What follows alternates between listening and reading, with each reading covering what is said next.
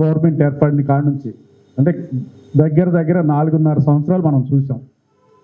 అందులో nearly 2 years కంప్లీట్గా corona సమస్యతోనే government అతలాకుతలం అయిపోయింది, ప్రజలంతా అతలాకుతలం అయ్యారు, మనం చూసాం. మరి ఈ ఏపీ గవర్నమెంట్ని కరోనా టైంలో ఏ విధంగా సర్వీస్ చేసింది అనేది మరి సెంట్రల్ గవర్నమెంటే ప్రేజ్ చేయటం జరిగింది, మెచ్చుకోవడం జరిగింది. అంటే మన దేశంలోనే ది బెస్ట్ సర్వీస్ ఇచ్చింది కరోనా టైంలో. ది బెస్ట్ సర్వీస్ ఇచ్చిన ప్రభుత్వం ఏంటంటే అది ఏపీ ప్రభుత్వం అని చెప్పేసి ఆల్రెడీ వాళ్ళు లెక్కలతో సహా మరి మోడీ గారు కానీ ఆ సెంట్రల్ గవర్నమెంట్ కానీ పొగడటం కానీ అభినందించడం కానీ జరిగింది. సో ఇప్పుడున్న 4.5 సంవత్సరాల్లో 2 సంవత్సరాలు ఆ విధంగానే ఖర్చు అయిపోయింది. మిగిలిన 2 సంవత్సరాల్లో కూడా ఇప్పుడు మనకి ఇచ్చిన పాంప్లెంట్లో మనం చూసాం ఎన్ని కార్యక్రమాలు చేసింది ఈ గవర్నమెంట్ అనేది. చాలా ఆశ్చర్యంగా ఉంది. ఎంత ఆశ్చర్యం అంటే నిజానికి మేధావులు అని చెప్పుకుని మనం కూడా ఇప్పుడు కృష్ణరాజు గారు కనుక ఇవన్నీ లెక్కలతో సహా మన ముందు పెట్టారు. నిజానికి ఇది చాలామందికి ఈ రోజుకి ఏపీలో ఉన్న చాలామంది 90% మేధావులకి ఇది తెలియదు, ఈ లెక్కల వాస్తవాలు తెలియదు. మీడియా కూడా పూర్తిగా తెలియకపోవచ్చు బహుశా. ఇదంతా వాస్తవం, ఇది నిజం. 90% పీపుల్కి ఇది ఈ లెక్కలు తెలియవు. చాలా ఆశ్చర్యం వేసింది.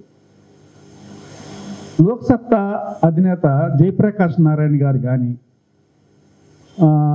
జేడి లక్ష్మీనారాయణ గారు కానీ మాజీ ఐపీఎస్ ఆఫీసర్, వీళ్ళు కూడా వాళ్ళకి సంబంధం లేకపోయినా ఈ ప్రభుత్వాలతో ప్రజెంట్ గవర్నమెంట్ చేసే పనులు ఎంత మెచ్చుకుంటున్నారో సోషల్ మీడియాలో కానీ మీడియాలో కానీ ప్రింట్ మీడియాలో కానీ మనం చూస్తున్నాం. అంటే వాళ్ళు పార్టీలకి అతీతంగా స్పందించే మేధావులు వాళ్ళు.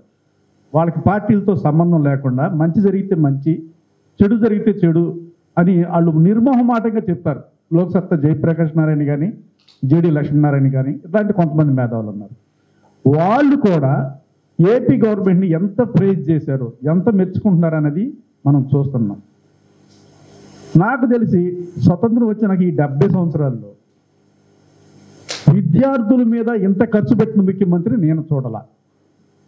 నాకు 50 years నేను చూడాల. ఎందుకంటే వాళ్ళకి ఓటు హక్కు ఏమి ఉండదండి. ఏ రాజకీయ నాయకుడు కూడా గొప్ప పేరున్న ముఖ్యమంత్రులు కూడా పిల్లల కోసం ఇంత ఖర్చు పెట్టింది అయితే నేను చూడలేదు.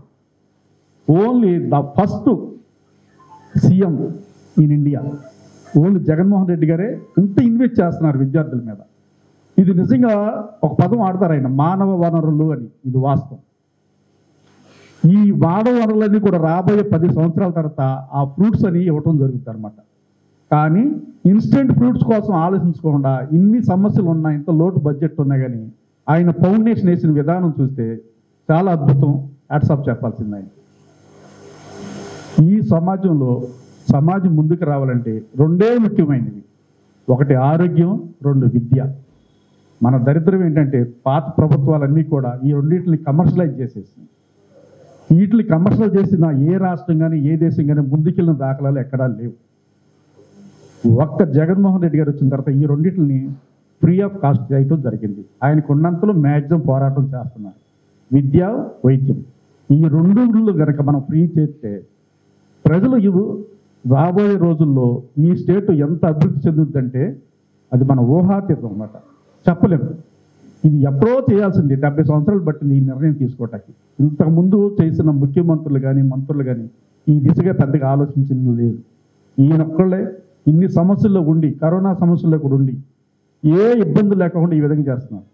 ఇప్పుడు మా కృష్ణరాజు గారు ఇచ్చిన ఈ లెక్కలు చూస్తుంటే మనకుండా కోస్టల్ ఏరియా ఎవరికి లేదండి. దగ్గర 1000 kilometers ఏమో ఉన్నట్టుంది. సార్ గారు 974 kilometers ఉంది.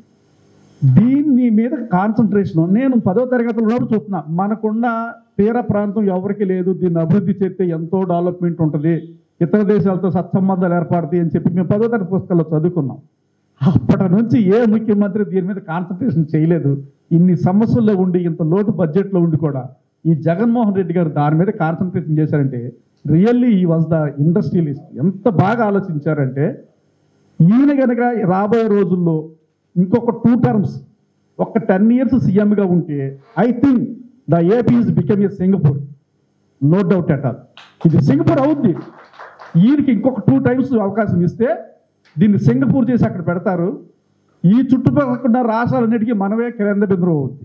మనది ఇంటర్నేషనల్ బిజినెస్ స్టేట్ అవుద్ది అనమాట.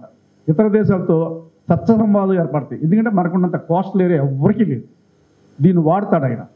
ఆ నాలెడ్జ్ ఉంది, ఆ శక్తి ఉంది ఆయనకి. మనం ఇవ్వాల్సిందల్లా ఏంటంటే కాస్త టైం ఇవ్వాలి ఆయనకి.